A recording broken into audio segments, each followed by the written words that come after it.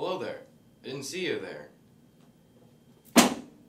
So, I should probably explain what's happening on this PowerPoint behind me before I get into the meat of the video. I did it when I was really tired, like a week and a half ago, and it makes me laugh every time I look at it. So, I decided to leave it in. Oh well. This video is about three more philosophers. They impacted our world a bunch, and so they deserve to be talked about. They're John Locke, George Berkeley, and David Hume. Locke is the one that most of the Constitution came from. His ideas were a big influencer on the US. Berkeley sort of tried to merge Leibniz and Locke and made a really weird theory that has a pretty big problem with the problem of evil. Hume had a good response to the age-old charioteer problem from Plato. They're all pretty great philosophers, although much harder to understand than the last three that I made a video about. So, how does Locke establish the natural right to property? Before we can answer this question, we have to explain more of Locke in general. He started his career off as a guy trying to understand the brain. His thought was that if we could understand the brain, then we could understand everything else. Per usual, the main reasoning for his idea was to examine God's existence, because if the brain can understand God, then we made him up. His motivation beyond that was to figure out the opinions of mankind, understand the disagreements that might come from the mind being out of its league, and he really wanted to make it understandable to idiots or little kids. Coincidentally, like I said earlier, the U.S. got a lot of the Constitution from Lockean thought, mainly about the state of nature and his thoughts on freedom, slavery, and property. Locke was an empiricist. He believed that the mind started as a tabula rasa, a blank slate, that humans are born without any innate knowledge, unlike most of the preceding philosophers who believed that all knowledge simply had to be understood and it was already in our brains. More basically, the difference between rationalists and empiricists is that rationalists are the typical Greek philosophers, the one that just spend all time thinking all their day, just thinking about stuff, and empiricists are the ones who go out and live and trying to experience stuff, because that's how they learn stuff. So you can probably tell by that description which one I would consider myself. But back onto Locke, he's an empiricist. He has a weird thought about the natural world and how everyone would act if they were reduced to a tabula rasa, and has a dispute with Hobbes on what people would do. That's off topic, so I'm not really going to go into that. But his ideas on property, and by extension freedom and slavery, are the most interesting. His ideas about freedom can basically just be summed up with one quote, which is, "The natural liberty of man is to be free from any superior power on earth, and not to be under the will or legislative authority of men, but to be ruled only by the laws of nature." His idea involving slavery is a little lengthier. He believes that freedom is so absolutely needed to live that no one can voluntarily become a slave. The idea of freedom is built into everyone, so no one can own anyone else. The early Americans thought of slaves as animals and not as people, and they used Locke to back them up, which he probably wouldn't have been a fan of. But all of that isn't really what the main question is about. What is Locke's concept of property, and how does he explain it using the natural law? He starts off with a pretty interesting statement. Either the world still belongs to Adam, Noah, and his sons, or their closest descendant, or everyone owns a little bit of the world. So, I mean, just go ahead and guess which one he's going to argue for. If you guessed option 1 or 2, you're probably one of the people who Locke dumbed his stuff down for. Locke says that, yeah, men in general, when he says men, he means men. He doesn't think that women fit into this all, or own the worlds. And men own the world and animals and all that. But he says that every man owns himself, and bringing his idea of slavery in, and that no one can own anyone else, every man bringing in his idea of slavery, so every man owns himself, and every man owns the work of his hands. So if somebody goes into the woods and builds a house, they own that house and the land that it's on. He took it out of its natural state and made it his.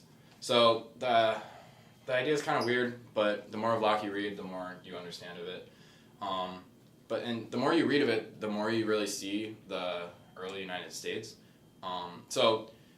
Just an example, if I'm living off Locke's idea of property and I move to Yellowstone, theoretically I could build a cabin there and just start farming and mowing the grass, and I would own that part of Yellowstone. If I see an abandoned house, I can move into the house and start taking care of it, and boom, it's mine.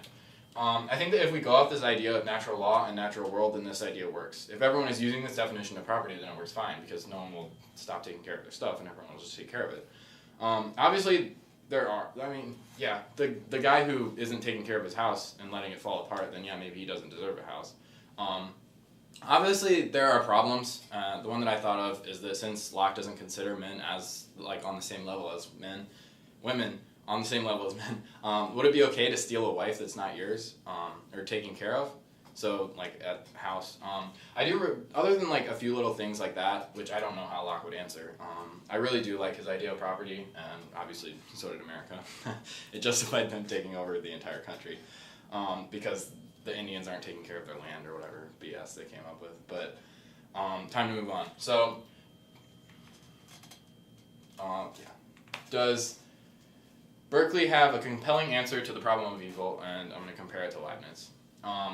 Berkeley, there's a lot of stuff to go over before we even get to that question. Firstly, Berkeley is super weird. He's a Lockean, but at the same time, he's totally not.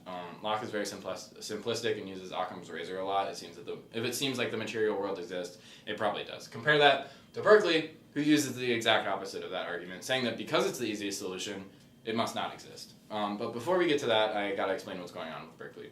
He believes in something similar to Leibniz, just worse.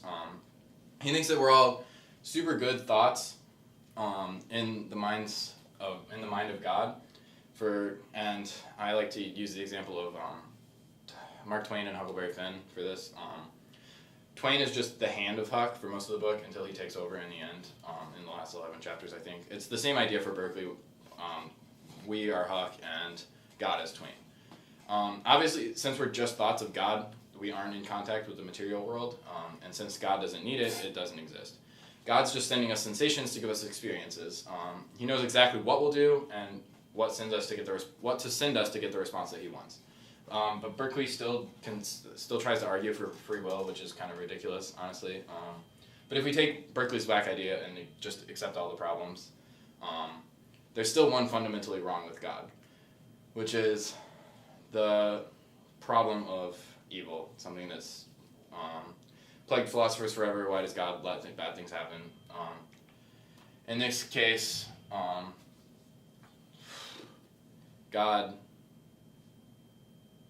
taking Berkeley's God's mind idea, God isn't just letting bad things happen, he's the one causing them, because everything that we get is a sensation sent from God's mind, and we're in God's mind. He doesn't really even have a response to this that makes sense. He says God is good, but he's not really good if he's literally the cause of the Holocaust. Sorry. But, yeah, Leibniz his solution to the problem of evil is much better. It's not really even that great. His idea is that God has a seesaw in his head that he has to balance, and the things balancing on the seesaw are diversity, the ability to do cool stuff or whatever, and have different people and all that. And then there's the rules, which if you have too many rules, then you can't have the diversity. They have to be in the perfect balance. If there's too much diversity, then there's no rules at all, and if there's too many rules, there's no diversity. So Leibniz believes that our world is the perfect balance of the two, and unfortunately or fortunately, depending on how you see it, that's why evil exists. So maybe if it didn't, we would all be twins or something. But God is good is just not very great compared to Leibniz's solution. I really do like Berkeley. His idea of an author God seems good on paper, but the second you start to think about it, it falls apart. So moving on, what exactly is the role that sympathy has in Hume's moral philosophy, and what is the connection for Hume between sympathy, moral reasoning, and the formation of a proper moral agent? Hume is pretty cool. He has some wild ideas, but who doesn't in philosophy, let's be honest. So before we dive into his moral philosophy, I'm going to bring up a few cool things that he has that come before the morality stuff. Hume starts off wanting to group all of knowledge in the same way that Newton grouped all the falling stuff under gravity. He wants to dispassionately watch the facts of human nature and wants to find the laws that explain the observations. He's also a Lockean, so he's an empiricist who believes that all impressions are non-conceptual and all ideas are conceptual. He's a believer in complex thoughts being reduced to simple thoughts. He makes his own Plato's version of the charioteer, but instead of having reason as the driver, he puts passion in its spot. So because even if we do something using reason, we still wanted to do the thing, so we had to use our passions to do it. Okay, so now it's time to explain his moral philosophy. I forgot to explain how to determine if stuff is meaningful or not. If something can be followed back to a clear impression, it's meaningful, but if it can't, then it's not. So sorted that out. Now we can go back to moral philosophy. He believes that although reason can explain the end of the action, it can explain how we do the action, it can give information about the rationality of the action, but it can't override the passions. That's where Hume stands out. A lot of people hold rationality to the super high standard and consider it the best thing ever. Hume thinks that, yeah, it's pretty good, but it's definitely useful, but it's not the best thing. Hume doesn't think that rationality explains our sense of right and wrong. That comes from the passions. But this means that there isn't really any higher moral authority, which we don't have a rational thing to give us our moral sense. We have to kind of come up with it ourselves. Beauty, like it's in the eye of the beholder.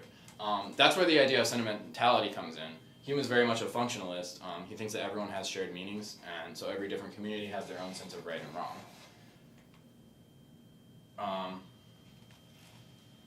So the orcs in Mordor have a different moral sense than the hobbits of the Shire. Hume has a really positive view of human nature, but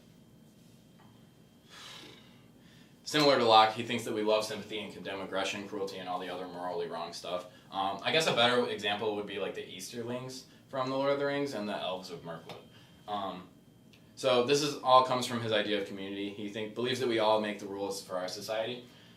For example, Americans watch a bunch of TV, and if you don't watch the Avengers, or the newest Avengers, or the latest episode of Game of Thrones, then you're a weirdo. But in rural Africa, there's nothing like that. You aren't shamed for missing that kind of stuff. And in America, if you watch the Game of Thrones episode, you're in a higher place than the guy who didn't watch it. You're taking place in the community. Hume also thinks that the idea of sympathy is in a way socially constructed, but it's also sort of born into us, but that part that we're born with can be overread with our socially constructed version. So I like Hume. His sociology is really cool, and I really like it. But honestly, I'm trying to critique it, and I'm kind of drawing a blank. So it's pretty good. But the only issue is that morality isn't really a guaranteed thing. So I do really like his idea of community. I've used that a few times in essays since finding out about it. So that's it. Thank you.